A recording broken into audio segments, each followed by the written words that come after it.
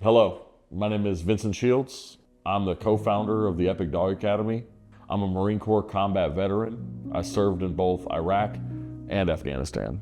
I was on a military transition team in Iraq, so that means I worked with the Iraqi Army. That was a completely different experience than what I had in Afghanistan. Working with the Iraqi Army was a lot of fun. Right, I got to do a lot of things that were above my pay grade because there was only 10 of us. Right, so things that a normal Lance Corporal would be doing, I wasn't doing.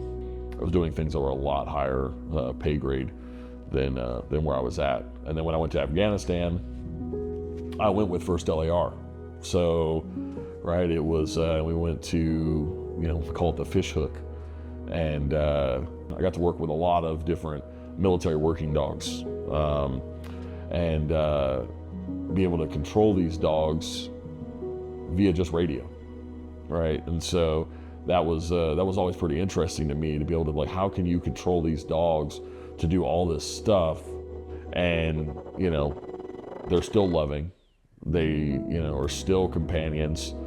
A lot of the handlers, right, we all grow attached to those dogs, and so when you have to go home and you have to leave that dog behind, it's gut-wrenching sometimes. It's they say no man left behind, but you leaving your military working dog behind is sometimes you can feel like it's leaving a man behind.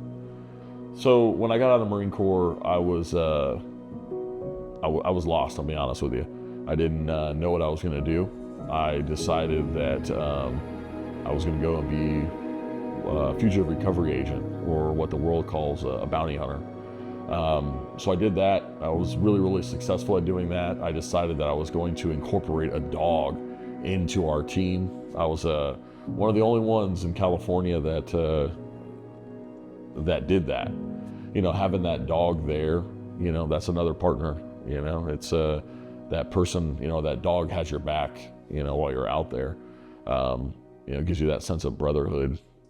All right, so it got to a point where when I was doing the fugitive recovery work, that my hair wouldn't stick up, I'd go into areas and I wouldn't be afraid. So at that point in time, I was like, hey, look, I need to find a different profession, because I obviously didn't want to get killed.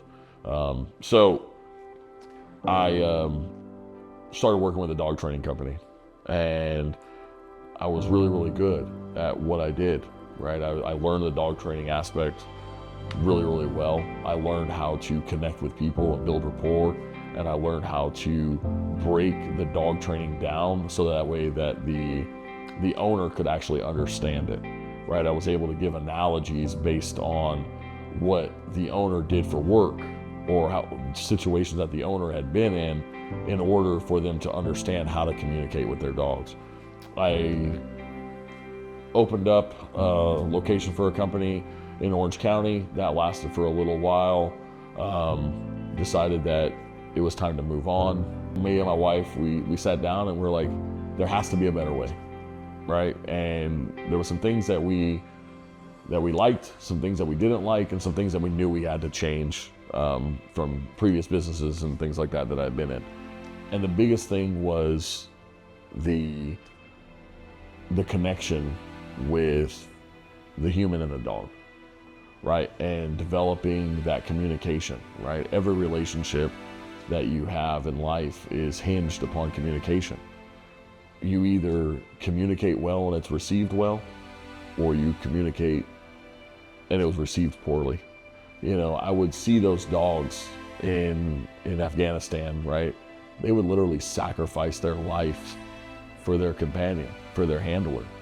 Right? It makes it a lot easier to live the lifestyle with a dog and to do the things that you want to do in life if your dog understands what the expectation is, right? And your dog has clarity on that expectation, right? If the dog doesn't understand what you want, doesn't understand the verbal, the physical, or the context, then a dog's not going to be able to perform, right? But if I'm able to bridge the gap and teach the client how to maintain that communication with the verbal, the physical, and the context, then you can do whatever it is that you want with the dog.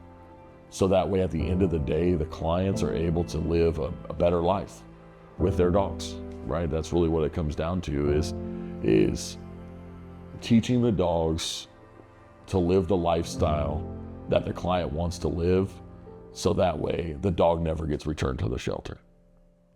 So when I got out of the Marine Corps and I stopped, being a fugitive recovery agent, I was lost, right?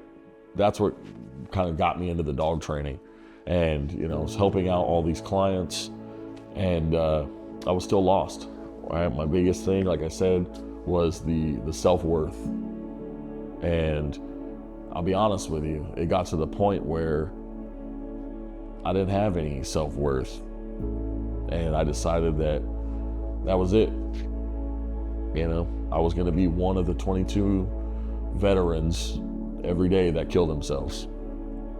Even though I'm a Marine, even though I've been to combat, right, is that sense of self-worth, right? Am I valuable enough, right? And when I started training dogs, right, I would go to clients' houses and they'd have problems. And, I've had clients that have been on the brink of divorce. I've had clients that are, gonna get ready to, give their dog back to the shelter, and their kids are crying and all this type of stuff. So they're having all these issues with the dogs and they don't know how to fix them, right? They don't know how to communicate with the dog. And then I would come in, and I didn't even realize this in the beginning. I would come in, I would help them fix it, right? And they're doing good and the dog's doing great. And they're like, oh my God, Vince, thank you so much. You really changed our life. And that was like a little deposit into my self-worth ATM. Then I go and I go to another one. Oh my God, Vince, thank you so much. You guys, your company has really, really helped us. Me and my husband, we were on the brink of divorce, and what you taught us about communication with the dog has literally helped us with communication in our marriage. A little deposit into that self-worth ATM machine.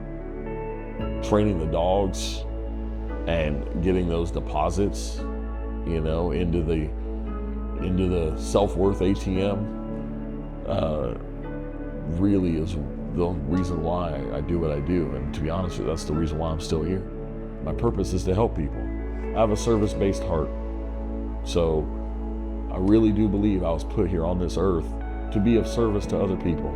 And I just found that being a dog trainer and training the dogs is the vehicle that I get to drive in order to be of service to somebody.